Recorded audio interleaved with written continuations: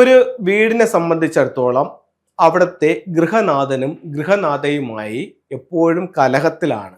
അങ്ങനെയാണ്, അല്ലെങ്കിൽ അഭിപ്രായ വ്യത്യാസത്തിലാണെങ്കിൽ അതിൻ്റെ പ്രധാന കാരണം ആ വീടിൻ്റെ തെക്ക് പടിഞ്ഞാറെന്ന് പറയുന്ന കന്നിമൂലയാണ്. ചൈനീസ് വാസ്തുകലയായ ഫെങ്ഷുയി പ്രകാരം വീടിൻ്റെ ഓരോ ദിക്കുകളും ആ വീട്ടിലെ ഓരോ വ്യക്തികളെയും ഓരോ സൗഭാഗ്യങ്ങളെയും സൂചിപ്പിക്കുന്നു. അങ്ങനെയാണെങ്കിൽ ഒരു വീടിനെ സംബന്ധിച്ചിടത്തോളം തെക്ക് പടിഞ്ഞാറ് എന്ന് പറയുന്ന മൂല അവിടുത്തെ ഗൃഹനാഥയുടെ ദിക്കാണ്. അവിടുത്തെ സൗഭാഗ്യമോ ഭാര്യ ഭർത്താവ് തങ്ങളുടെ ഐക്യം, വിവാഹം എന്നിവയാണ് അവിടുത്തെ സൗഭാഗ്യം.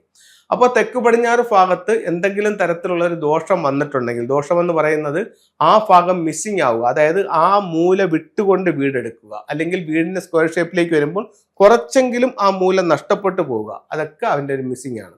അല്ലെങ്കിൽ തെക്ക് പടിഞ്ഞാറ് പറയുന്ന 45 ഡിഗ്രിക്കകത്ത് നിങ്ങൾക്ക് ഒരു ടോയ്ലറ്റ് വരിക, അല്ലെങ്കിൽ തെക്ക് പടിഞ്ഞാറ് 45 ഡിഗ്രിക്കകത്ത് കിച്ചൺ വരിക. കിച്ചൺ വരുന്ന പറഞ്ഞാൽ ഏറ്റവും മോശകരമായിട്ടുള്ള കാര്യങ്ങളിൽ ഒന്നാണ് കന്നിമൂലയിലെ കിച്ചൺ.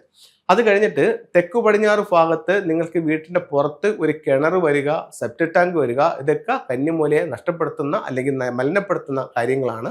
ഇത്തരം കാര്യങ്ങളുള്ള വീടുകളിൽ ഭാര്യ ഭർത്താക്കന്മാർ തങ്ങളുടെ അഭിപ്രായ വ്യത്യാസങ്ങളും അത് കൂടുതൽ മുന്നോട്ട് പോകുമ്പോൾ ഡിവേഴ്സ് പോലും അതുമൂലം സംഭവിക്കാനുള്ള സാധ്യത വളരെ കൂടുതലാണ്.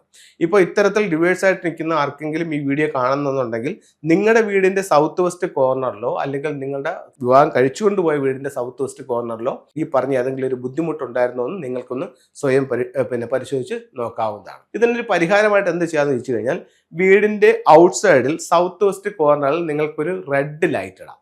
അതുപോലെ തന്നെ വീടിനകത്ത് ബെഡ്റൂമിന്റെ സൗത്ത് വെസ്റ്റ് കോർണറിൽ നിങ്ങൾക്ക് മാൻഡേരിയൻ ഡക്കിന്റെ സ്റ്റാച്ചു വെക്കാം. അതുപോലെ ഹസ്ബൻഡ് ആൻഡ് വൈഫ് കിടക്കുന്ന ബെഡിൽ വൈഫ് കിടക്കുന്ന പാദങ്ങൾ വരുന്ന സ്ഥലത്ത് കട്ടിലിൽ ഒരു അമത്തിസ്റ്റിന്റെ ഒരു സ്റ്റോൺ അവിടെ റെഡ് സൈഡിനകത്ത് അവിടെ കെട്ടിയിടുന്നതും ഇവർ തങ്ങളിലുള്ള ശത്രുത കുറയ്ക്കാനും ഇവർ തങ്ങളുടെ ഐക്യം കൂട്ടാനും നല്ലൊരു റെമഡിയായിട്ട് ചൈനീസ് വാസ്തുകലയായ ഫെങ്ഷുയിൽ പറയുന്നു.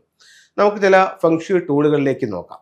ഇത് ഒരു ജോഡി മണ്ടേരിയൻ ഡക്കിന്റെ സ്റ്റാച്ചു ആണ്. ഇത് ബെഡ്റൂമിന്റെ സൗത്ത് വെസ്റ്റ് കോർണറിൽ വെക്കുന്നത് ഭാര്യ ഭർത്താക്കന്മാർ തങ്ങളുടെ ഐക്യത്തിന് നല്ലതാണ്. വിവാഹപ്രായം എത്തിയവർക്ക് വിവാഹം നടക്കാനും ഇത്തരത്തിലുള്ള ടൂളുകൾ ഉപയോഗിക്കാവുന്നതാണ്. ഇത്തരത്തിലുള്ള